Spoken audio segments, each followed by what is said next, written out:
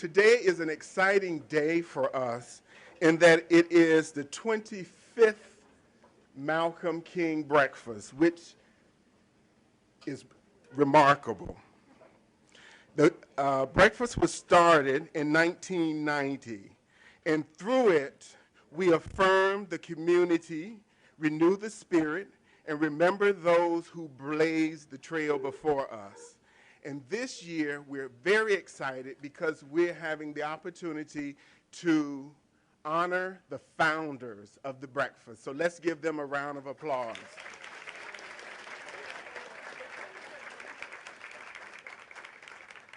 You'll hear a lot more about these tremendous human beings a little bit later in the program. But right now, we want to start the program with Dr. Shavaletta Alford. She will be conducting the libation ceremony. The libation ceremony is a form of prayer traditionally made to give thanks. We make acknowledgments and submit an appeal or to honor, praise, and uplift and commemorate. Dr. Alford.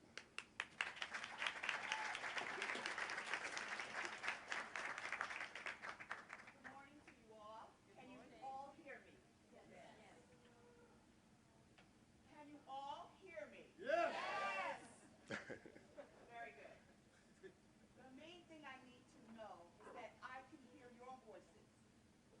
It is extremely important that your voices be very clear. The reason being, you are calling upon essence of the universe, which may or may not be willing to come right away. There is a word that I need you all to say before I go any further, and that word is ashe. Ashe. You need to say it with your entire being because you want the universe to hear you and make sure that all that is necessary will come. Let's try it again. Ashe. Ashe. That is what we want. The first thing I'm going to do is I'm going to open our water. And it's sparkling. Okay. Water is what we are. The mineral part of your body that's water is 50%.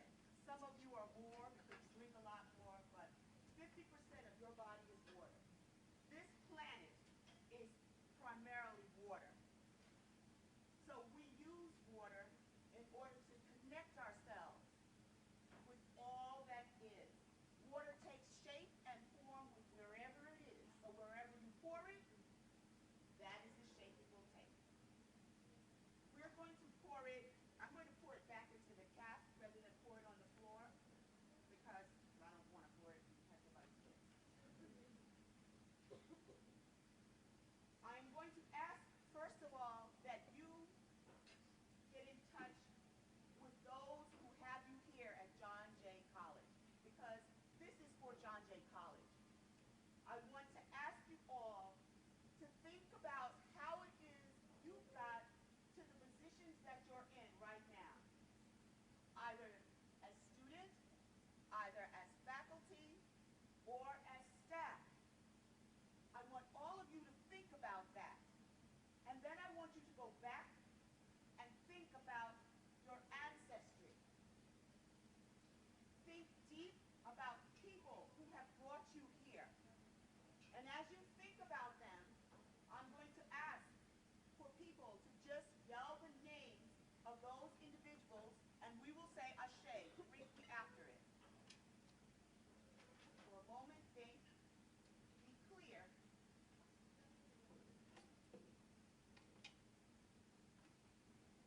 Dr. Dolina. Ophelia. Ashe. Ashe. Ashe.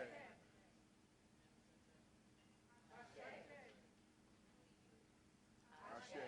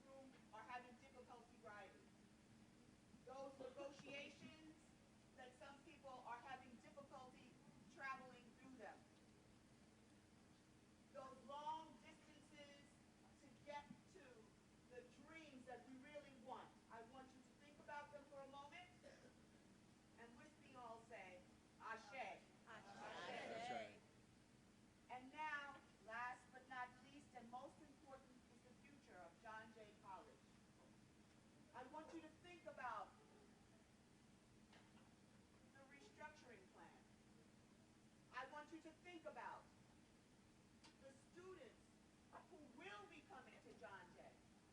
I want you to think about the students who are here right now, who are a part of our future of America. And I want you to say right now, Ashe. Ashe. All of this is John Jay. All of this will make sure that all our dreams come true. I'm going to pour the last two libations of this moment for the present and for the future. To all of you, Ashe.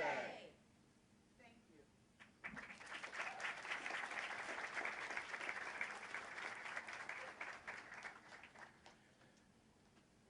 Thank you, Dr. Alford. Now we'll hear from Professor Angeline Butler, who will lead us in singing the National Black Anthem, Lift Every Voice and Sing. All stand.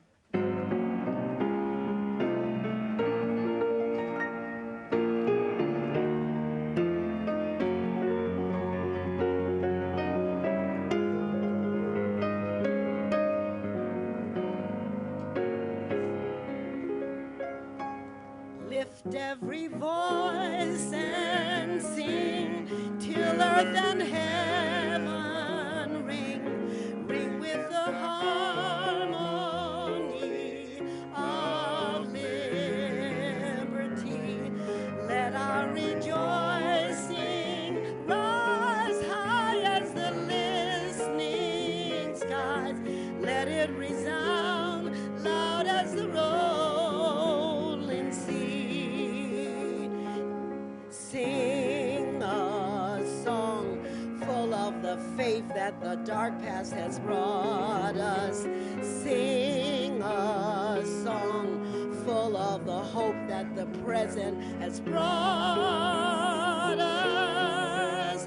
Facing the rising sun of our new day begun, let us march on till victory is won. Stony the road we trod, bitter the chastening rod, felt in the days when hope unborn had died. Yet with a steady beat have not our weary feet come to a place for which our Father sighed. We have come over a way that with tears have been watered. We have come treading our path that the blood of the slaughtered.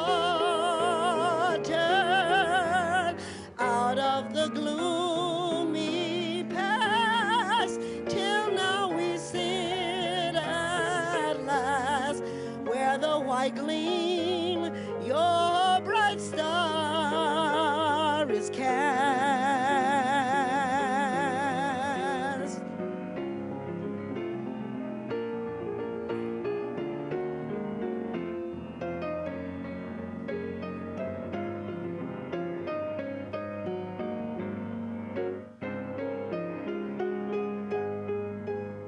God of our weary years, God of our silent tears, that have brought us thus far on our way. Through has by thy might led us into the light. Keep us forever in the path we pray, lest our feet stray from the places, O God, where we met thee, lest our hearts, drunk with the wine of the world, we forget thee, shadowed beneath thy hand. May we forever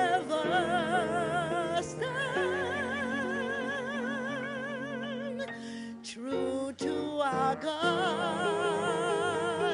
true to our native land.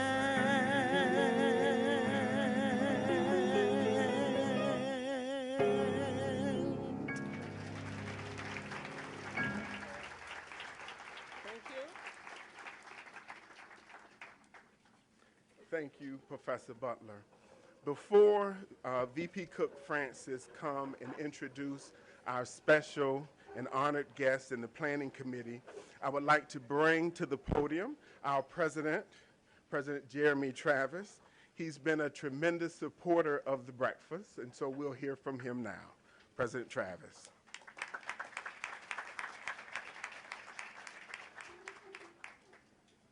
Good morning, everybody.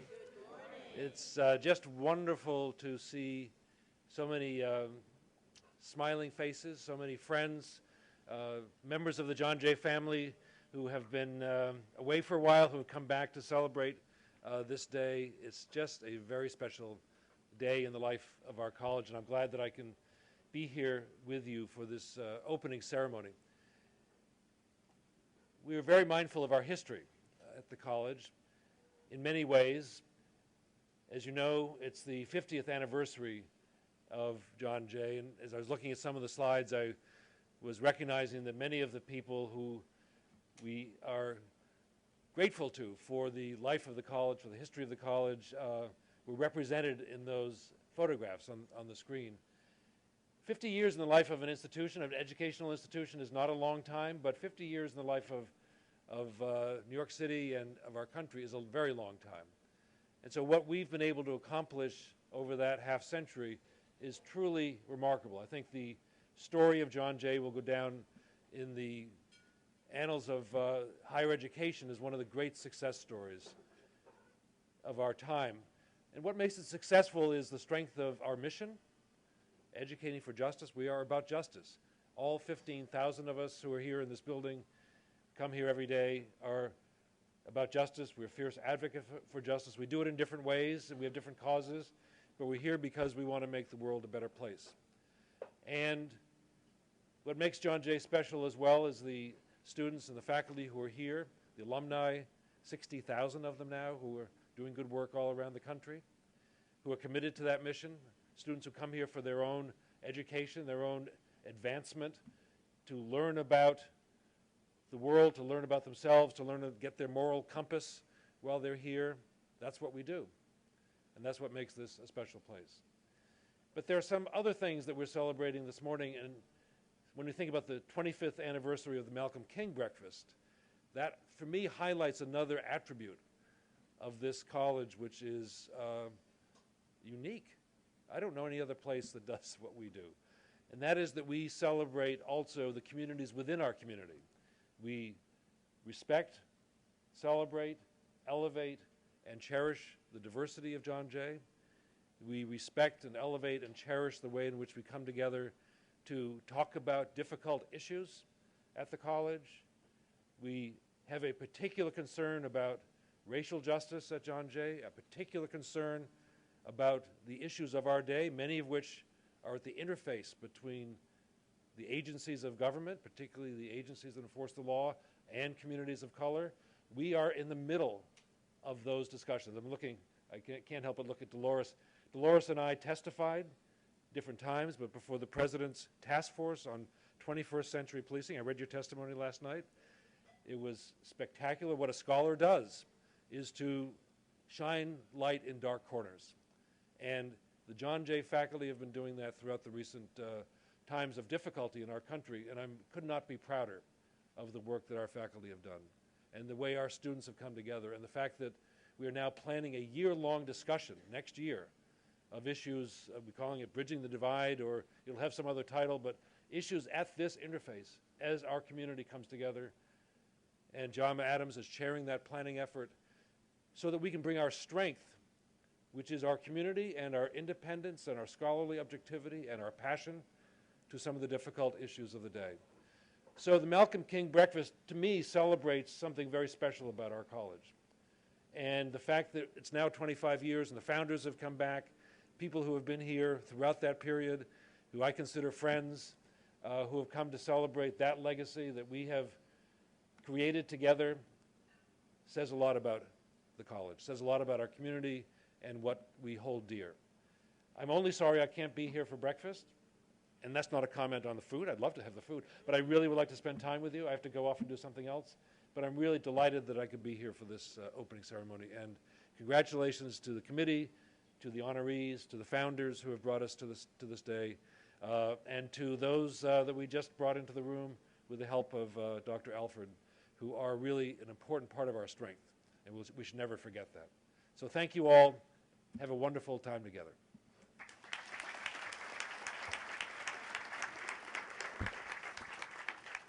Thank you, President Travis. I'll now ask VP Cook Francis to come up and introduce our guests and honorees. Good morning, everybody. Good morning. It's my distinct pleasure to introduce our special guests and honorees. As Dean Holmes noted, today is somewhat of a homecoming. In honor of the 25th anniversary of the Malcolm King Scholarship Breakfast, the Planning Committee felt it necessary that we honor those who came before us, those with a dream to conceive of an event to not only recognize and honor the lives and legacies of Malcolm X and the Reverend Dr. Martin Luther King Jr., but also to share with the generations to come that these two men embodied the John Jay College motto, educating for justice. Now, I have gotten a chance to meet many of the people who I am going to introduce today for the first time today. But I want you all to know that I hear your names spoken almost every week here at John Jay, and that your names are spoken with respect and with love and with honor, and that upon meeting you today, I want you all to know that you are still inspiring. I see how good you all look, how you're still engaged in scholarship. Yep, you too. You all look great.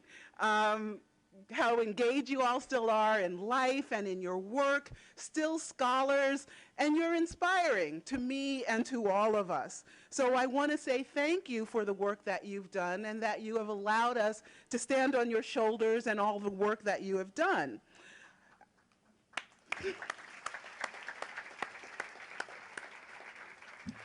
You all have been fierce advocates for justice, and this scholarship aims to develop students who will in turn become fierce advocates for justice through the awarding of these scholarships. When I call your name, I ask that you please stand and be recognized. So, first one of our special guests is Ilyasah Al-Shabazz. She's our special guest today. Ilyasah, where is she? She's en route. She's en route. Okay. I just thought it was my lack of glasses. But Dr. Jeanette Domingo.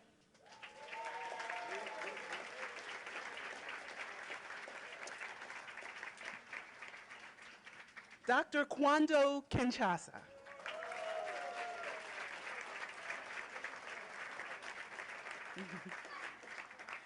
Miss Thelma Quache.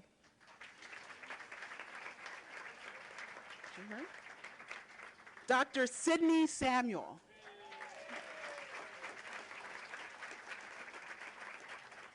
Ms. Patricia Signius.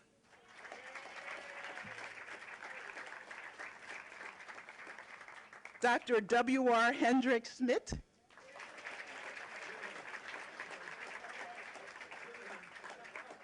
Dr. Basil Wilson.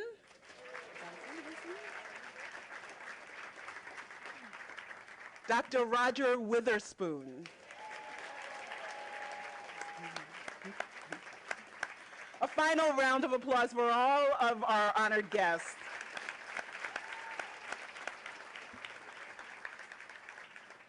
I'd also like to mention another name, and that's Mr. George Best. He was the Assistant Dean at the founding of this breakfast. I don't believe he's among us anymore, but we remember you, George. Also, I'd like to introduce to you the 2015 Planning Committee for this year's breakfast. If you walked into this room, I'm sure that you were just completely taken aback as I was at how beautiful it is, how beautifully it's decorated, the care that went into the choice of the cloths and everything around us is just absolutely beautiful. It doesn't happen by itself. There were people who were here late last night making this happen, some who stayed up all night, and we want to make sure that they are recognized as well. The Planning Committee for 2015 is Kenneth Holmes, our Dean and Assistant VP, Chair. Barbara Young from the Center for Career and Professional Development. Are you standing? There she is. Brandon Tileman, Office of the Provost. Tillman, I'm sorry, Brandon. Where is he? Is he there? Okay. C. Jama Adams, Africana Studies. Crystal Ensley, Africana Studies. There she is. Dolores Jones Brown, Department of Law, Police Science, and Criminal Justice, Director of the Center on Race, Crime, and Justice. Janice Carrington from Anthropology, Criminal Justice Masters, actually. Okay. Maria Vidal of our Urban Male Initiative. Nikki Hancock Nicholson from the Office of the Dean of Undergraduate Studies. Relisa Galloway Perry, Office of the President. And Ms. Yvonne Purdy, who was up all night. Now, you know all of these people, you know that they all have day jobs, right? And so this was quite an undertaking. So once again, thank you to all of those who have created this incredible morning for us. Now we've come to the portion of the program for which the breakfast is for, and that's for scholarships. So I'm going to bring to the podium Dr. Crystal Ensley. She's the professor she's a professor in the Department of Africana Studies. Professor Ensley. Thank you, Dean Holmes. Good morning, everybody. Oh, yes, y'all got some breakfast. You alive now. So this year's Malcolm King Scholarship winners are Ajibola Allison and Henry Riera. If you'll join me at the podium now. Let's give them a hand, yes.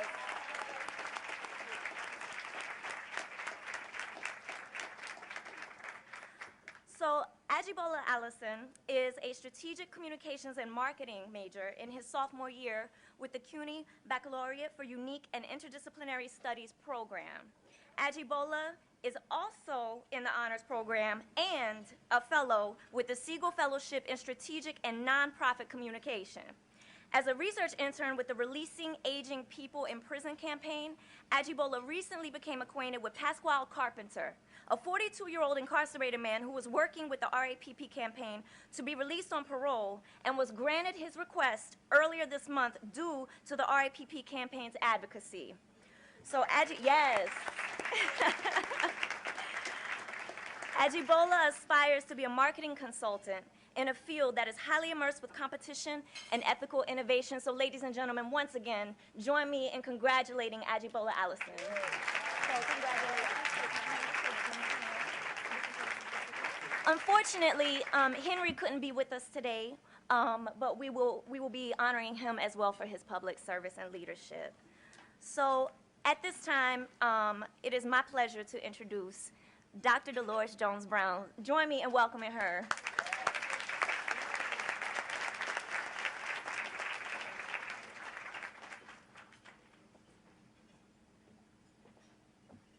Good morning. You all look fabulous. So I'm so thrilled to have so many people here to celebrate the committee that first brought this event to John Jay College. I remember coming here, I can't believe, 22 years ago, and coming to my first Malcolm King breakfast and saying, wow, I'm where I belong. So thank you for all of our founders of this breakfast. I also want to thank the committee, the Breakfast Committee, for assigning me this role of introducing our magnificent honoree today. So on behalf of the Malcolm King Breakfast Committee, the Center on Race, Crime, and Justice, the Department of Law and Police Science, and the entire John Jay community, I am honored to introduce our guest of honor, Ms. Ilyasah Al-Shabazz. Ilyasah Al-Shabazz is a community organizer, activist, motivational speaker, and author of the critically acclaimed book, Growing Up X, published by Random House in 2002. She is co-editor with Herb Boyd of a second book, The Diary of Malcolm X, published by Third World Press in 2013. She also worked with illustrator A.G. Ford on a third book, The Boy Who Grew Up to Become Malcolm X, published by Simon & Schuster, also in 2013. Now, interestingly enough, some of those books will be available today to be signed by Ilyasah. So those of you who are still around at the end of the breakfast, do take advantage of that opportunity. In 2014, with Kekla Makun, she co-authored a fourth book, a youth adult novel simply titled X, and that was published by Candlewick Press. Ilyasah promotes higher education, interfaith dialogue, and bridge building between cultures for young leaders of the world. She is the producer of the Wake Up Tour, an exclusive youth empowerment program, and participates on international humanitarian delegations. She is the founder of Malcolm X Enterprises and is a trustee for the Malcolm X and Dr. Betty Shabazz Memorial and Education Center. Ilyasah serves on the board of the Harlem Symphony Orchestra, is a member of the Arts Committee for the New York City Opera at Lincoln Center, is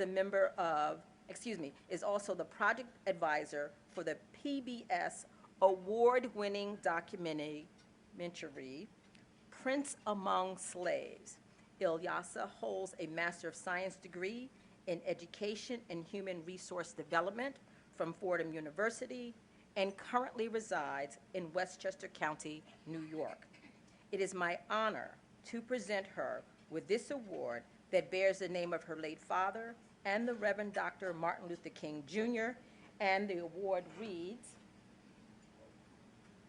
this award is presented to Ilyasah Al-Shabazz in recognition of her achievements and to honor the lives and legacies of Malcolm X and the Reverend Dr. Martin Luther King, Jr., presented on the 25th anniversary of the Malcolm King Scholarship Breakfast at John Jay College of Criminal Justice, February 27th, 2015.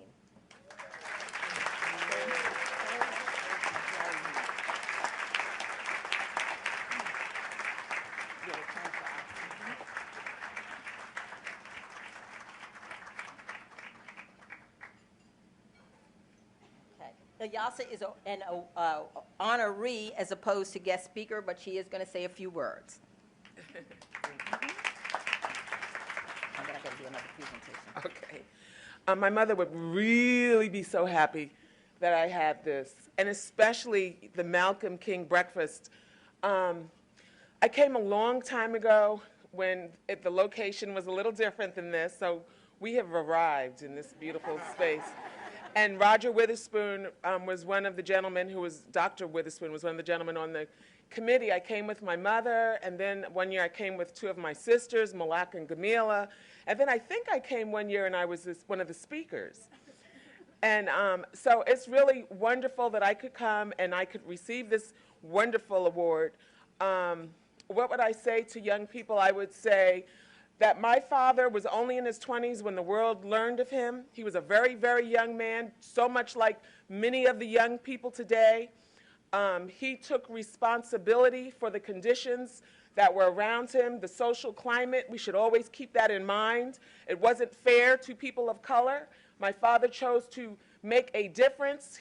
He fought against the violence that was perpetrated against not only him and his family, but against his people, against innocent women, children, nonviolent protesters. And so it's this man of great compassion impeccable integrity that inspires me to continue to do the work that I do. He helped inform and educate a miseducated nation about the contributions of Africa. And I think it is absolutely imperative that we accept the fact that this was a barren land in the 1700s. It's what the Prince Among Slaves documentary is about. It was a barren land, and that they were enslaved African, refined and industrious African people who came and cultivated this land, that so many hundred years later we can all sit here and enjoy all these wonderful things that we have because of them. And we must honor them. We must make sure that the history is included in our educational curriculum throughout the year, not only 1 month. And it doesn't matter whether we're African Americans or if we're from the African diaspora, if we're from Europe or China or wherever we're from. I was going to say something else. I think everyone is grown here. I don't see any little children. It doesn't matter where the hell we're from. That it is absolutely very important that we honor all of those people who sacrificed generations upon generations of their lives, endured psychological trauma that we could never even imagine, to allow us to be here with these beautiful buildings, this beautiful food, beautiful people, beautiful clothing. So everybody's just looking so beautiful. So I'm happy to accept this award, and I thank you very, very much, and I'm so happy that we have arrived.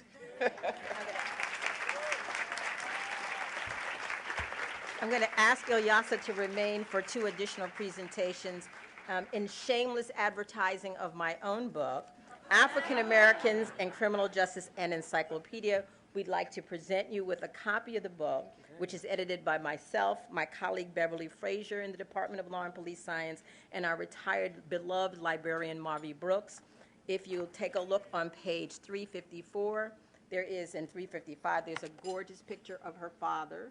And so there's 6 pages of the encyclopedia dedicated to your family. Thank you. So we'd like you to have that in addition to the award. And since you are already a member of the John Jay community, we want you to have all our other shameless advertising of the information, the swag bag. Okay? So you're welcome. Thank you so much for joining us today. I'm so happy I did. And she joined us, although she was invited to go to CNN. She chose us over CNN, so she deserves another round of applause.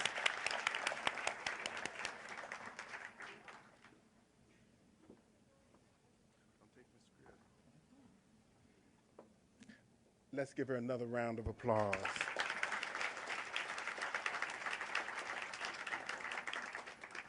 I'd like to bring to the stage now my good friend, Yvonne Purdie, and she is tasked with the presentation of awards and telling some shameless stories on our honorees.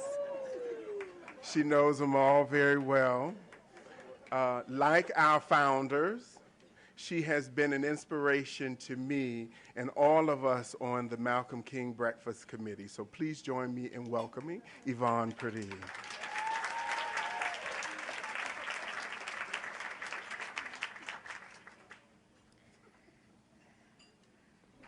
See, everybody getting right because they think that I'm going to roast them today. I'm not, because I'm wearing regular clothes. If I had on one of my costumes, I would burn you up. But I'm not. I'm going to be good today, because we got folk in the house who don't know that side of me. I am honored to have been asked to make these presentations because all of these people have helped to nourish the little buck-toothed girl who came to John Jay at 38 years old trying to get a degree with a nappy head and bad teeth. Each and every one of them took me under their wing, bought me lunches, bought me clothes, Miss Cygnus, took me home for dinner. And that's why I can't roast them today, because I love them all. I learned so much from them. They have all mentored me, and I have stood on their shoulders just like we all have stood on Malcolm and Mr. Shabazz' shoulders, and Dr. King shoulders, and God's shoulders. So, you know, I'm going to get them another time. So the first person I'm going to bring up is Dr. Jeanette Domingo.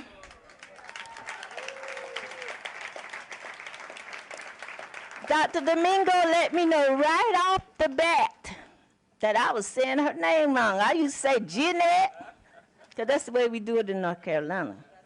She corrected me, and she said, "You put a doctor on my name."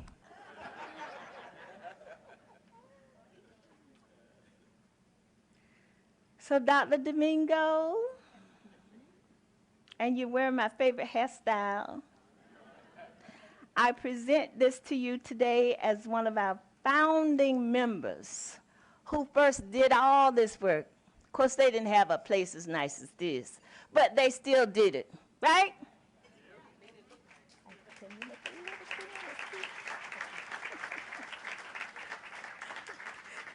Yvonne just asked me to make a little teeny speech. Oh, Yvonne. Let's see. I will not look at my notes then. But I will say that it's amazing to see all of you here today and to think back to the first breakfast and looking out in what was then the faculty dining room. You may know it as the multi-purpose room if you're a North Hall person.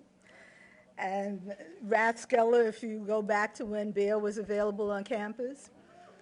And to look out and to see maybe 70 people, maybe that many, and to see also a very dignified, unassuming, but unmistakable woman in the audience. We had invited her, but she hadn't replied, so we thought, well, you know, this is just, she's busy, and this is just not that important. But Betty Shabazz was there. She came in, she paid her $10. It was only $10 then. And she sat down and she honored us. She listened, she participated. I guess there weren't that many activities at the time that honored Malcolm, and there still aren't enough activities, presentations, lives that honor Malcolm. But Betty was there, and she came back. She came back with her daughters. She came back to be honored, and we miss her. We miss her too. The breakfast has evolved, but I am heartened by the fact that it has survived and that you still understand the need for such an occasion, and that the college is still aspiring to be the kind of community that we hoped it would be and that we hoped the breakfast would help to support. It was about students. From the very beginning, it was about students. The breakfast came about after student takeovers.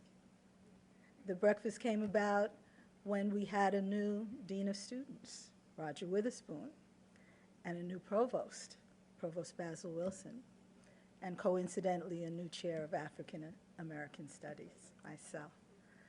And we were all about students and about developing a community and about taking leadership in creating opportunities, traditions that would help to do that.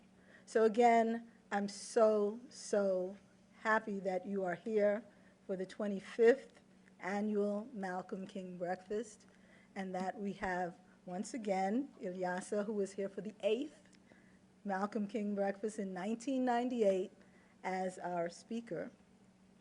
It was 1998. Yeah, you still look the same though. Yes.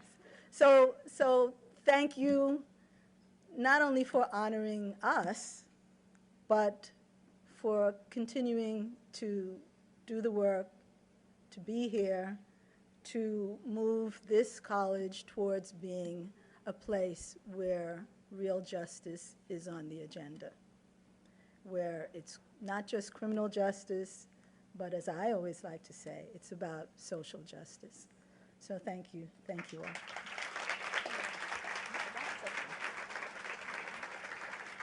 We have a swag bag for y'all.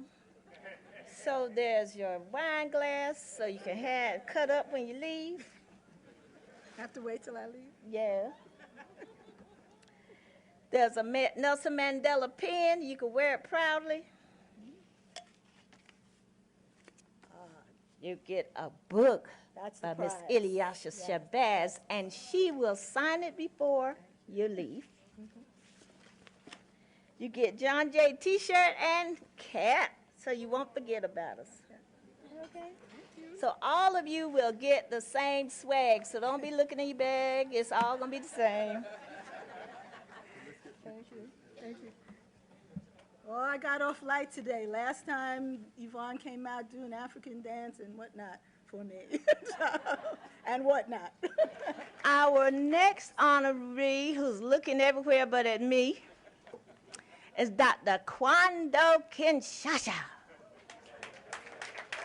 Dr. Kinshasa was the chair of the Africana Studies. I think back then they were calling themselves African American Studies Department.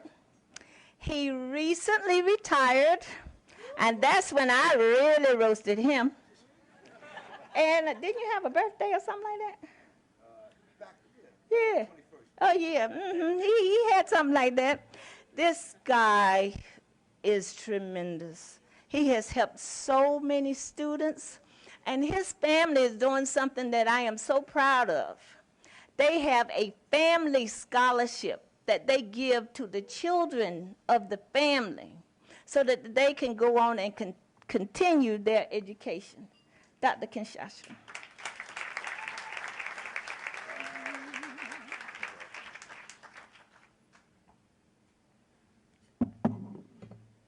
I was told that I have 5 minutes.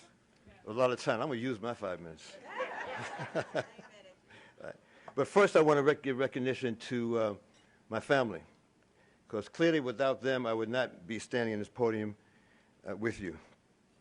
My children, my son, my daughters, would you kindly stand? Juan, Gina, Michelle, Aisha, and my wife, Amani Kinshasa.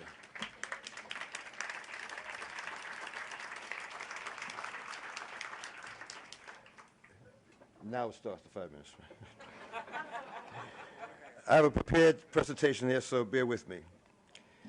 Good morning to all of us on this special occasion honoring the founders of the Malcolm King Breakfast and Scholarship Program, or as I should properly state, we are here today to honor two individuals, El-Hajj Malik El-Shabazz and Reverend Dr. Martin Luther King Jr., whose commitment and sacrifice for the betterment of African Americans and humanity in general inspired many of us here at John Jay College of Criminal Justice to increase our efforts to also create a better world in their name.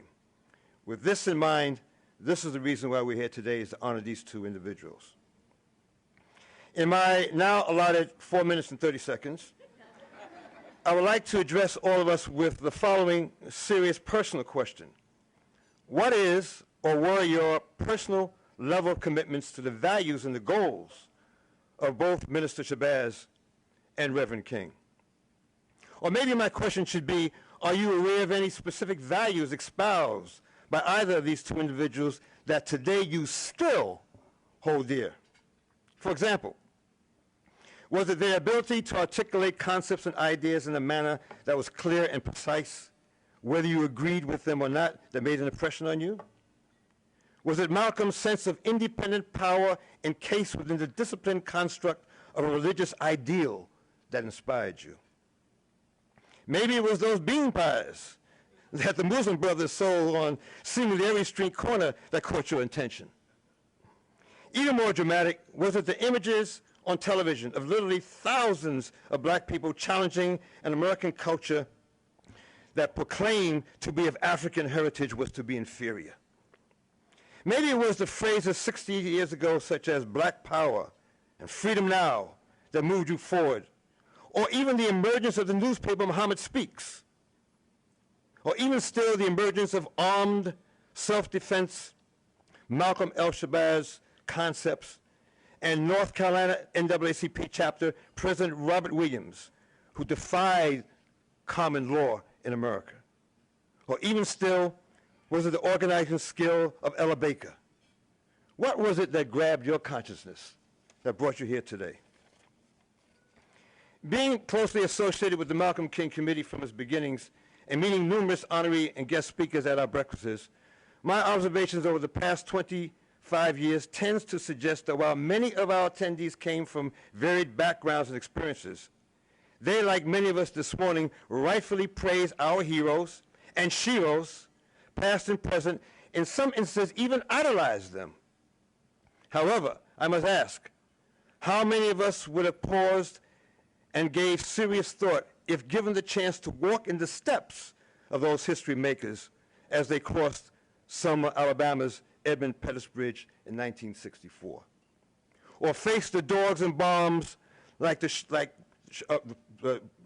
dogs and bombs of the likes of Sheriff Bill Connor and Jim Clark in Birmingham, Alabama? Or who sat with King in a Birmingham jail while pondering your fate? Or face physical violence within the segregated Woolworth store in St. Augustine, Florida? Or walk back and forth to your maid's or porter's job for 381 days in Montgomery, Alabama's bus car?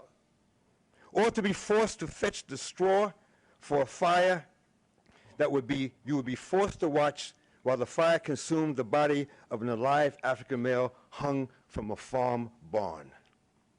All these things happened during the time of Malcolm and King and more. I say this not to question or condemn anyone here who their faith in the struggle we people of African heritage have been engaged in for centuries, but to clearly note that the pain and joy in confronting and combating one's enemies and the sense of brotherhood and sisterhood derived from that struggle is not cheaply acquired, but must be continuously and daily appreciated by those who have benefited from it, in the name of those who have sacrificed all and have given all. From this perspective, the Malcolm King Breakfast is in fact a commemoration and has always represented for me a time to recommit my energies to fulfill a goal that Malcolm once proclaimed, and I now quote, "I, for one, believe that if you give a people a thorough understanding of what confronts them and the basic cause that produces it, they'll create their own program. And when the people create a program, you get action. I give you the Malcolm King Committee."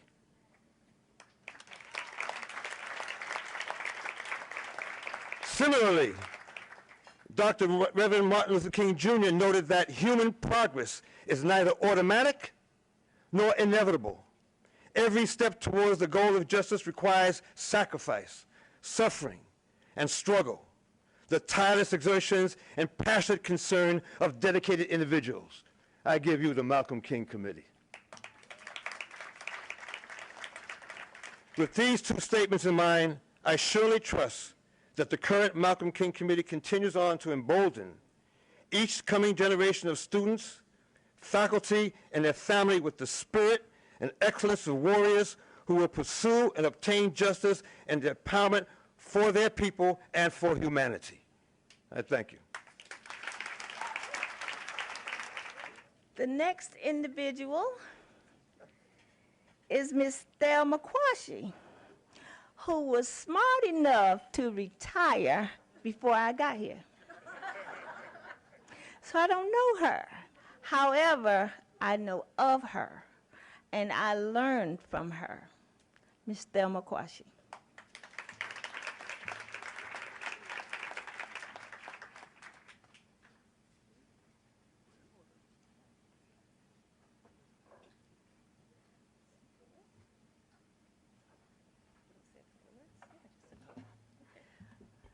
Well, good morning.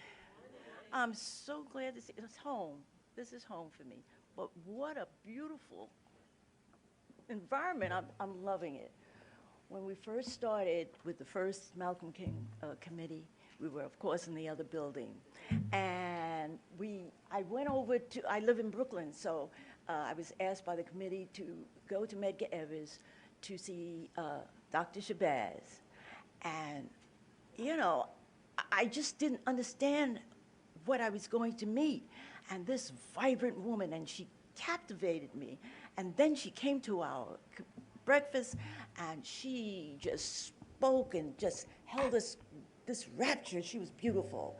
And then to think that we put these two ideas together, Malcolm X and Dr. King, and there was the birth. And here we are, like it's like a baby. Here we are 25 years later, and it has grown, and the committee is great, and the food's fantastic. To die for. I want to congratulate the recipient, the student recipient, for the scholarship, and keep it going, make us proud. And for the committee, keep it going, because this we need. It's just so beautiful to see how you've grown and what you're doing. And it's good work, and make us proud, okay? And I thank you for the honor, and I'm humbled. Thank you.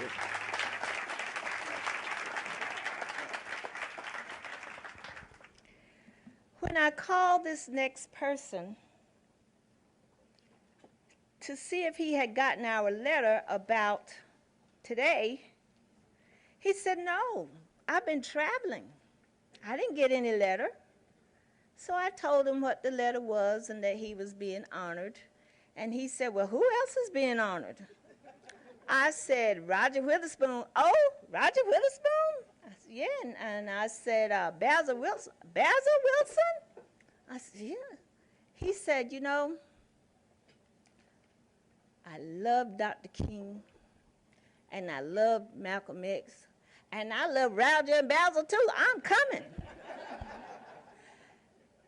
Dr. Sidney Samuels, who was our chair of the mathematics department, Dr. Samuel.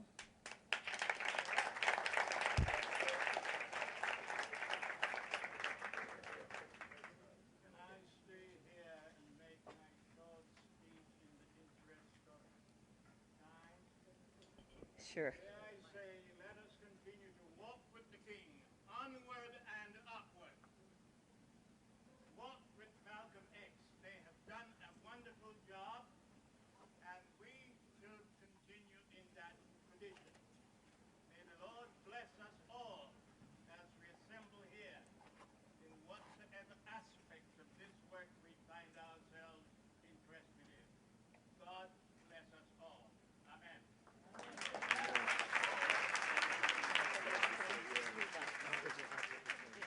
Just say we'll bring it to me. Okay, we'll give it to you afterwards, Dr. Samuel. We're going to bring it to you. Okay, this next person. This next person has been like a mother to me for years and years. And I promised I wouldn't cry. Because when she retired, I got up to the mic to say something, and all I could do was cry. I didn't want her to go. Pat Signius has been a mentor and a mother to so many people. She was the assistant to Dr. Roger Witherspoon, and I want y'all to know she kept him in line. I learned so much from her.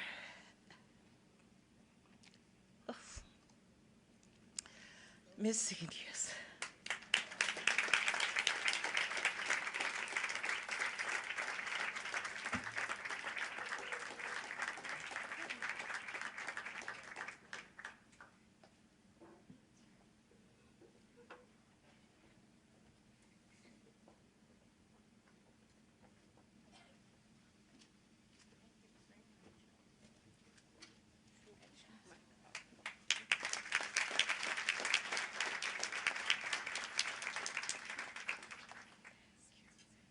just want to thank each and every one of you for coming. And I can't begin to express to you how proud I am of Yvonne Purdy and so many others here that I met through my journey here at John Jay. I thank all of you, and I bless you, and I hope you'll continue to climb the ladder of success. Thank you.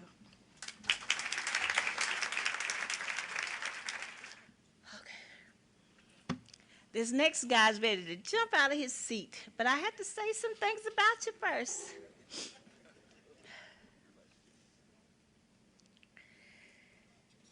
Dr. W.R. Heinrich Schmidt is one of the smartest people on this planet. Whenever you had a conversation with him, if you didn't know, you knew by the time he was finished.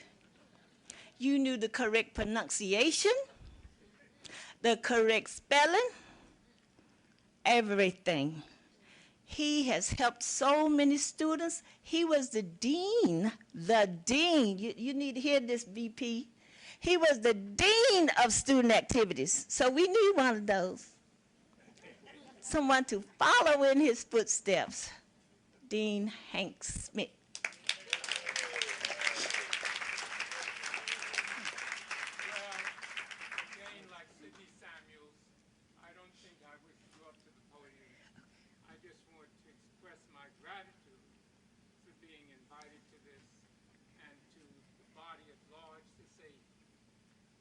Stay the course and keep the faith, keep the breakfast moving. Thank you very much.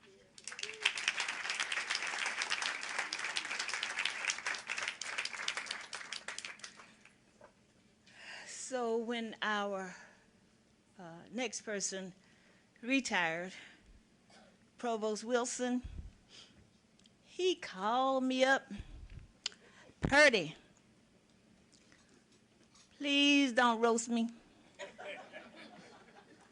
Please don't even come to my party. I like you and all.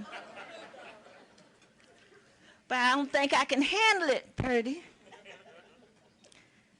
And if you do say something about me, be good. So I said, well, you know, I was going to let these folks know your name not Basil. It's Basil. He also was an inspiration to so many students, to so many of the faculty, the junior faculty, the new faculty, the adjunct faculty. You knew that you could go to his office, which had a bathroom, by the way, a private bathroom. And that's right, he had 4 couches. You know, you could go to him and talk about your problem, and he would try to help solve it. Provost Basil Wilson.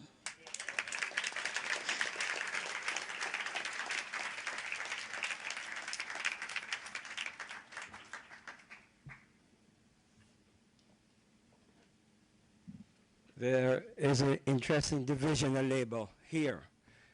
The faculty members want to speak, and the staff just say a few words and sit down. Well, long before being the provost, I was a faculty member. I want to thank the Malcolm King Breakfast for this signal honor. I should mention that the breakfast really is an outgrowth of conversations that Hank Smith, Ralph Witherspoon, and myself began having in the early 90s. And when we conceptualize it, we also recognize that it should be grounded in the African American Studies Department. And from its genesis, Janet Domingo and later on Kwanda Kinshasa really did a wonderful job in institutionalizing this, this breakfast. I also want to mention that I spent 34 years on this campus. And 34 years in the working life of anyone is a long time. And throughout those 3+ decades, I can't tell you the kind of love and generosity that I receive from the John Jay College community, from the faculty members, from staff, from administrators. And it has made my life immensely gratifying and fulfilling. I now have a new home. I've been teaching in the graduate program in criminal justice at Monroe College for the last 5 years, and I want to recognize I brought a posse from Monroe College, and there they are. They include Luda Forrester, who is in Allied Health, Linda Silva Thompson, who is the Dean of the Business School, Michelle Rodney, who is the Dean of Criminal Justice, Dean Canals, who is the Dean of Admissions in the graduate program, his assistant, Madeline Della Rosa. We have a distinguished professor, Professor Rowana, who he and I are doing a research in the South Bronx. And you have the research assistant for the King Research Institute, Stacy Quashie. I think I mentioned everybody. And they, I've been there for 5 years, and those have also been gratifying years. And since I'm in the process of acknowledging folks, and since it's very cold where I live in Long Island, I want to make certain that I acknowledge my wife, so she will let me back into the house. Mrs. Phyllis Wilson. I just want to mention that with the Malcolm King breakfast, as much as we were honoring Malcolm and Dr. Martin Luther King, it was also an acknowledgement of the contributions that the civil rights movement made to American society. And that didn't just come from two leaders. It came from a grassroots movement that included students, in fact, a mass nonviolent movement. And so we have to recognize the contributions of people like Ella Baker, Bayard Rustin, Goodwin Chernow, and Cheney, who lost their lives in the Mississippi summer. But I also want to mention James Farmer. And I mentioned Farmer because some years ago, when we were small enough and we had our commencement in Carnegie Hall, we invited Farmer to be the commencement speaker. And it was my task to pick up Farmer at the airport. It was LaGuardia Airport. And I think it was an evening commencement, so he came in early. And I took him to my house at the time I was living in Cambria Heights. And I had an opportunity to sort of prick his brain. And he mentioned to me an interesting anecdote. He said that during the beginning of the civil rights movement, he met W.B. Du Bois. And he tried to convince Du Bois that it was possible to create a mass nonviolent movement in the South to bring an end to segregation. And Du Bois, if you know anything about Du Bois as a scholar and as a person, sort of dismissed it as a possibility. And Farmer really went on to be one of the leaders of the civil rights movement. He started the Freedom Rides. And in fact, when he came to us as a commencement speaker, he had already lost his sight. So we need to remember not just the Kings and the Malcolms, but the Bayard Rustins, the James Farmers, and what have you. And so I want to just mention this because while I was at John Jay, Jerry Margowitz, who is one of my closest friends, he and I taught a course at John Jay College on the civil rights movement. But C.L.R. James once said in a public forum, the civil rights movement is the finest movement, at least one of the finest movements in the history of this country. And what the civil rights movement was about is to create an integrated society, create an integrated America. And we're still wrestling with that. The fight over the 11 million documented workers is in fact a fight about to build an integrated America. If you look at the crisis in terms of this age of globalization, when you look at organizations like ISIS, when you look at Al-Qaeda, when you look at the kind of difficulties taking place in the Middle East. Here we are in an age of globalization, and we have entities that are trying to reconstruct racial purity or religious purity, which is totally impossible in the kind of world in which we live. So we spent the 20th century defeating racial purity in terms of Hitler, and in the 21st century, in the first 2 decades, we're struggling with the attempts to bring about religious purity. And so one of the things that the civil rights movement has taught the world, and it's always it's not easy to replicate movements elsewhere, but the civil rights movement, and this is what America has to teach the world, how important it is to build an integrated society. In an age of globalization, we have no choice.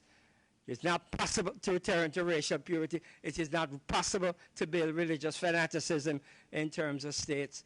It is, in fact, the imperative that we have to, in fact, find a way to create racial tolerance, democratic coexistence, and, in fact, build vibrant, robust, integrated societies.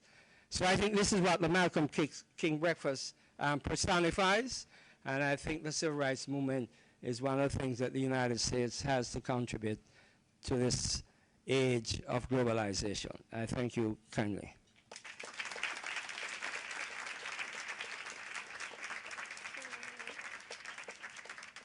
Okay. Dr. Roger Witherspoon was the Vice President of Student Development at that time, and he was Dean of Students. He was sort of my boss, because Pat really was the boss. He has helped so many students. He too is from North Carolina. He took part in the sit-ins in Greensboro. So there is only one way. I hope you'll remember this. You know, you're getting on. I don't know if you're going to remember this part. There's only one way for me to introduce Dr. Witherspoon. I want everybody to do it with me. Spoon power! Spoon power! Spoon power!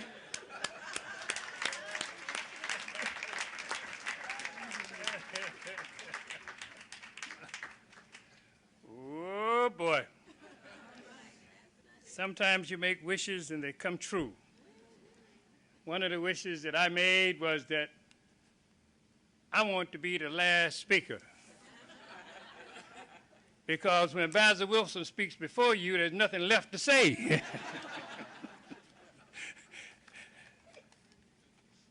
I also have struggled with a lot of different ideas in terms of what to say today and what not to say.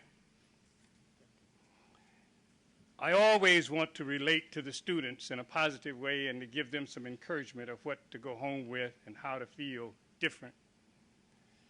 So I'll give just a little bit of my own historical background, since Purdy mentioned that I was born in North Carolina. Well, what you should know in terms of my birth in North Carolina was that people of color at that point in time could not go to the hospital.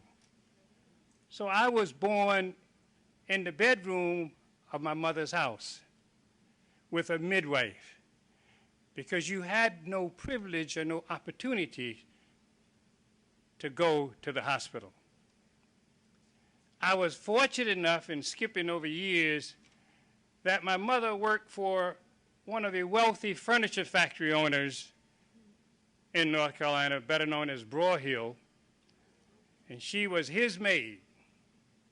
And as a result of her being his maid, listen carefully, he allowed me to borrow the money from him to go to college.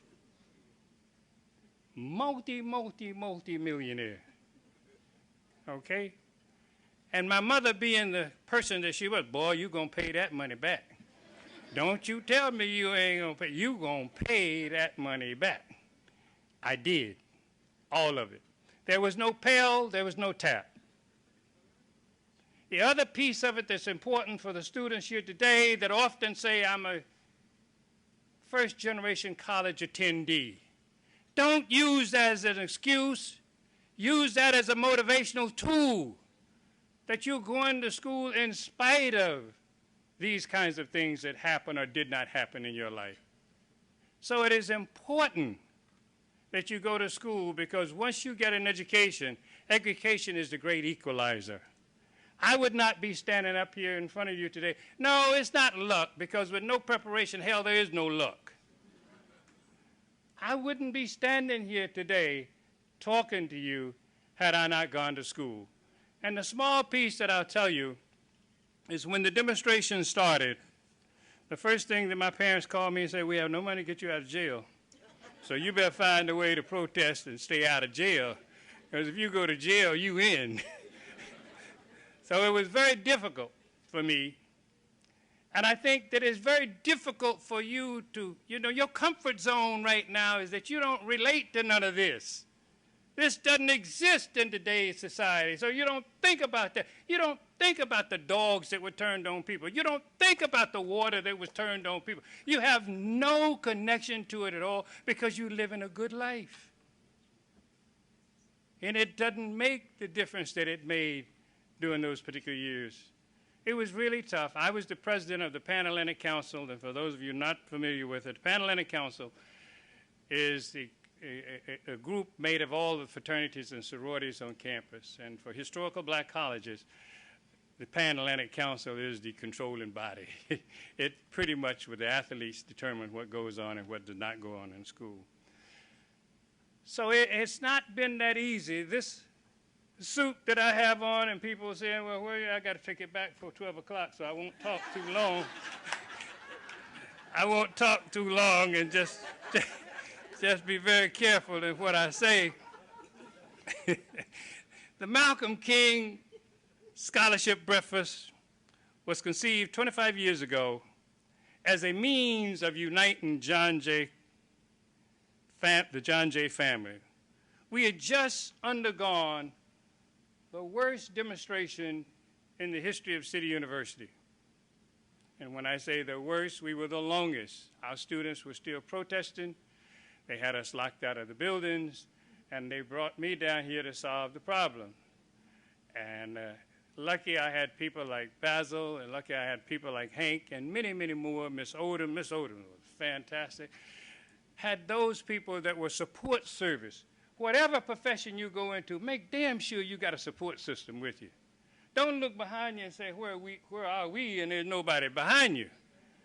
Kinshasa was always there, always, late, whatever, weekend, he was there. So we wanted to try to unite the family and to make some changes, because I began to get calls from business people saying that we're not hiring John Jay graduates because all they do is demonstrate and raise hell. It was rather pathetic with the telephone calls that I was getting during that particular time.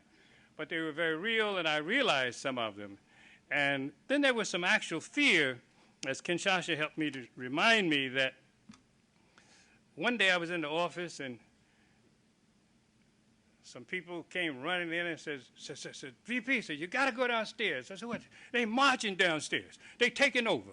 They going to take the place apart. I said, what you going to do? I said, well, wait a minute, calm down. We'll see what it is. So I went down to the lobby, and this young man by the name of Zaire had about 8 ladies all dressed in black from head to their toe with boots and everything, and they were marching, just marching all up and down in the hall. Well, the faculty was afraid, everybody was afraid. So I said, Zaire, I said, what? I said, you can't march in here. He said, VP, I can't march in here. I said, no, you can't do that. He said, well, where can I march? I said, outside, take it outside. Yeah, that's all you got to do. And he went outside, and it was peaceable, but it was a harrowing experience for a large number of people during that time. The first committee, it's very hard for me to say about who all was here because institutional memory gets gone, and age also gets with your memory. But a couple kinds of things that I do know is the Provost's office and Dean Smith and African American Study and my office got together with others, and certainly Thelma Quashie and Pat Cygnus, because as Thelma said, Pat was in charge. And we decided what we were going to do and how we were going to honor people. And we've tailored it down. It's gone in different phases. If there's one message that I would like to say before I leave, and that is that it would be really, really sad if we did not have a Malcolm X, Martin Luther King breakfast. And I keep hearing little undertones of people saying that it may not be involved, and it bothers me because I think that this is something that's a highlight on the campus. It's a highlight within the university. It's a highlight within the society. And as we look at it today, we have forgotten about the fact that Malcolm has been gone 50 years, and that was last week. Which day, Ilyasah? February 21st. He's been gone 50 years. For Martin Luther King, we had the movie Selma that was up for an Academy Award. So we've been in the ballpark for the 25 years that I've been associated with it, and I'll leave you with one thought. I don't know what your comfort zone is at the present time. If you're comfortable with the social climate that we live in, that if you're comfortable with the educational system that we have, but whatever your comfort zone is, examine it. Decide that you want to be a change, as Dr. Kinshasa said. Decide that you want to be a Du Bois, as Dr. Wilson has said. It's all a possibility. It's all for you. Thank you. I appreciate it. I love all of you. Enjoy seeing every one of you. Have a pleasant day. Thank you.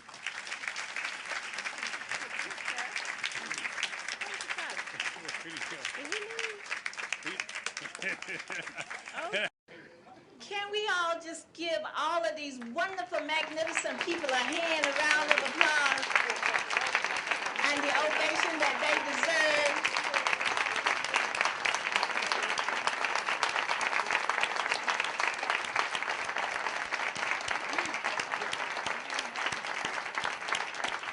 Thank you.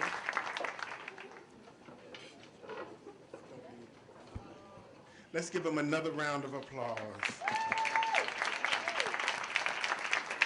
We're coming to the close of the breakfast, and there are a number of people I want to thank, and I will start with our founders. I want to say thank you again. And as chair of the Malcolm King Breakfast, we're humbled that you're here. We stand on your shoulders, and we will keep this light alive.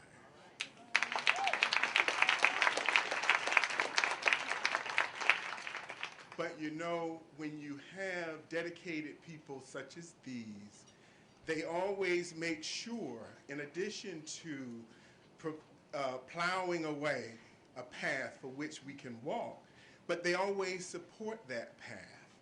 And so while we were having our breakfast, one of our founders generously gave us another $10,000 for the breakfast. So thank you. It's truly, truly, truly, truly, truly a blessing. So with that being said, we're going to wrap it up. I want to thank MBJ. I want to thank John Jay Facilities, Audiovisual, Print Shop. And there's so many names to call, and you always get in trouble when you call names. Christina Mojica, Faye Williams, Dr. Alford, you're my students, Dr. Butler, Ms. Bernitha Hope, our pianist, thank you.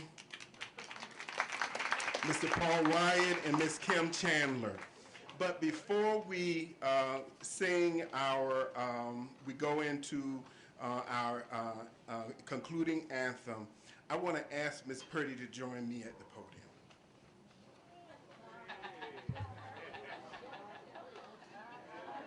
Now, she didn't know anything about this, but she has truly been a blessing to our community, and for us, as part of the Malcolm King Breakfast Committee, she has been our bridge to you. You are here because she supported the breakfast. I want to thank Dr. Domingo and Dr. Witherspoon because They made phone calls on our behalf. They provided many of the pictures, so thank you for that. But we would be remiss as a committee if we did not thank Ms. Purdy. She runs around with her mink hat on, you know, getting food, doing what she needs to do. So the award reads, we hereby present Yvonne Purdy this award with our greatest appreciation for your years of exemplary dedication and unwavering support and guidance for the Malcolm King Scholarship Breakfast, given this 27th day of February 2015.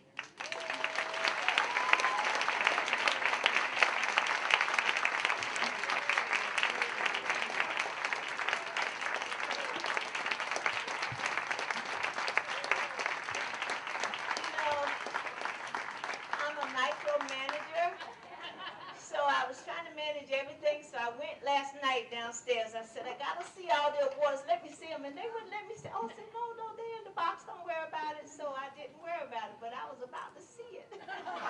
Thank you very much.